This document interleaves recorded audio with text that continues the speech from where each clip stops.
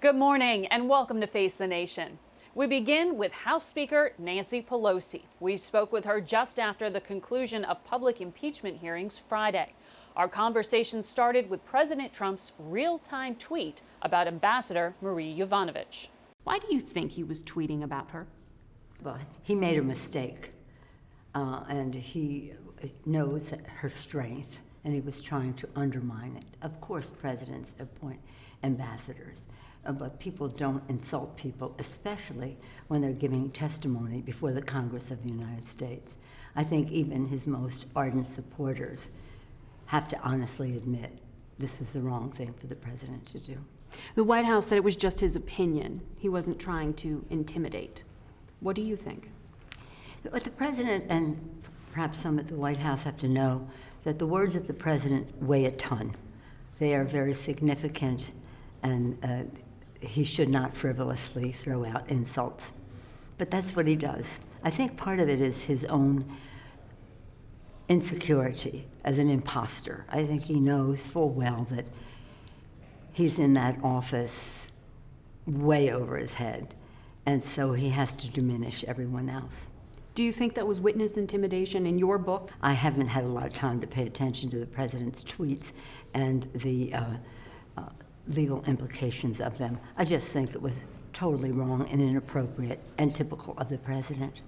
When you tweeted today, you said Ambassador Yovanovitch was viciously smeared by Trump allies, removed from her post, and then threatened by the president. What part of that amounts to an impeachable offense or a crime? Well, there are many things that the president does that are completely out of the question, that are not impeachable, and they're about the election. But when it comes to violating the Constitution of the United States, as he undermines our national security, jeopardizes the integrity of our elections, dishonors his own oath of office, that's about impeachment. So the Constitution defines an impeachable offense as treason, bribery, or high crimes and misdemeanors. Yes. What do you think applies to this case? We are unfolding the facts. That's what an inquiry is about. You used the term bribery. Yeah, I was translating from the Latin. That was in the context of e pluribus unum, from many one, and so I said from many one, quid pro quo, bribery. Yeah, that's what that is. Mm-hmm. So, but do you expect that to be one of the articles? I have no idea. There's not even a decision made to impeach the president. Mm-hmm. This is a finding of fact, unfolding of the truth, and then a decision will be made. And that is a decision that goes beyond me. Well, you point out factually right. That vote has not taken place to proceed necessarily with impeachment. But do you think you'll go through all of this and not vote to impeach the president? That remains with the facts of the president has information that demonstrates his innocence in all of this, which we haven't seen. His transcript of a phone call is tucked away in a highly sensitive, compartmentalized intelligence server, so we can't see that. If he has information that is exculpatory, that means X, taking away blame, then we look forward to seeing it. You think Democrats have had a good week? Well, I think the American people have had a good week.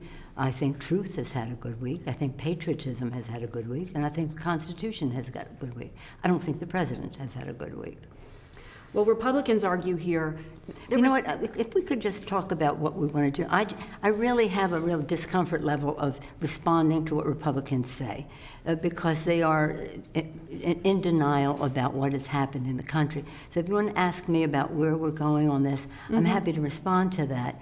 But I find it a waste of my time and yours to just be talking about what Republicans say. Well, I want to just let you respond, though, to the argument that's being made in messaging by Republicans here, that the grounds for the impeachment... Let it stand. Let their argument stand, because it's on such quicksand that I don't even want to have it given any more visibility by my dignifying any of their misrepresentations of what they say. And I say that out of great respect for you, because I respect you as a great journalist, and I'm honored to have this interview with you.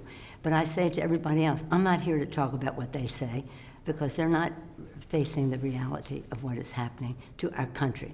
And this is about our democracy that is at risk with this president in the White House. So Chairman Schiff has said he learned of the whistleblower complaint September 9th. The aid was released days later, the military aid that's in question here. Do you see a connection there? Of course, the president wasn't going to the Republicans like to say, if you want to talk about them, oh, it doesn't matter, the aid was released. No, the whistle was blown. The whistle was blown, and that was blown long before we heard about it. Don't forget that in between all of that came the Inspector General, an Inspector General appointed by President Trump. And the Inspector General said that this was of urgent concern. Mm-hmm. And so that is what intervened. Can you help walk the American people through what happens next? We have another week of hearings. Yes. There'll be an intelligence report written up. Mm-hmm. And then what? Does the president get, as he says, to confront his accuser or get due process? What do you mean confront his accuser? Confront the whistleblower? Presumably, that's well, what he means. I will make sure he does not intimidate the whistleblower. So the president could come right before the committee and speak all the truth that he wants if he wants to. You don't expect him to do that. If he wants to take the oath of office, or he could do it in writing. He has every opportunity to present his case. But it's really a sad thing. I mean, what the president did was so much worse than even what Richard Nixon did. But at some point, Richard Nixon cared about the country enough to recognize that this could not continue. The Intelligence Committee is leading this part of the inquiry. There are other depositions that are being taken by more committees. So some of the depositions will continue, and then what takes place in the intelligence public will continue for another week. I don't know how much longer. I guess it depends on how many more witnesses they have. That's up to the committee. I don't guide that. That's up to the committee. You expect that to be wrapped up before the end of the year? I have no idea. Again, I don't have any... No timetable for that? No. I mean, it is self-evident that we have open hearings for the next week. I don't know if there are any beyond that. Then we're out for Thanksgiving. Doesn't mean depositions couldn't be taken during that time. And then when we come back, by then maybe a decision, or maybe they have more hearings. And then I have 6 committees who have been working on all of this, and those 6 chairmen have been very involved in how we will proceed. Does that mean that'll be potentially included in an impeachment, that you might broaden this beyond the issue related to Ukraine? Well, that's not up to me. That's what the facts will determine. We're also proceeding in the courts. And this week we had another powerful decision by a court. Now the president is appealing it to the Supreme Court that the president should release his financial documents. We've won all of the cases in the court on this. Roger Stone, 7 counts was it that he was found guilty? Manafort is in prison. Michael Cohen, the president's lawyer, is in prison. There's so much wrongdoing attached with all of this. But we have to keep it very precise in terms of the President of the United States and the Constitution of the United States. And that is what this is about. And it's very serious. And none of us came here to impeach a president. This is very sad.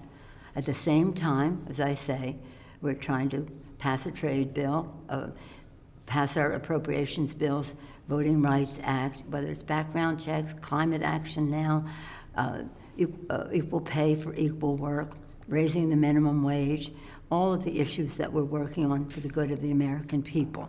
So this isn't, while this is a concentration of our conversation here, it's not what we do in a day. You met with the Treasury Secretary this week, and he said the White House has no intention of allowing another government shutdown. Agreed. We're all in agreement. Are you confident you can avoid one? Well, let us hope. Left to their own devices, the appropriators can avoid that. Does that mean Democrats will provide funding for the border wall? No. No, we have well over $1 trillion worth of decisions to make. I don't know why we would go to that.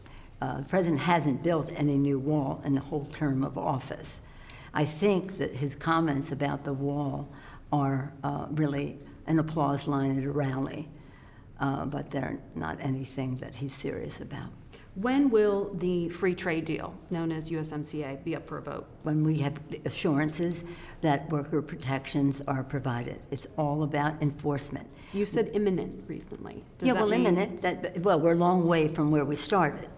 But I don't have a date when it'll come up because it cannot be any sooner than the trade representative agrees to the proper enforcement so that our workers really do get a better deal than they have in NAFTA. What is it like for you to go toe-to-toe with President Trump?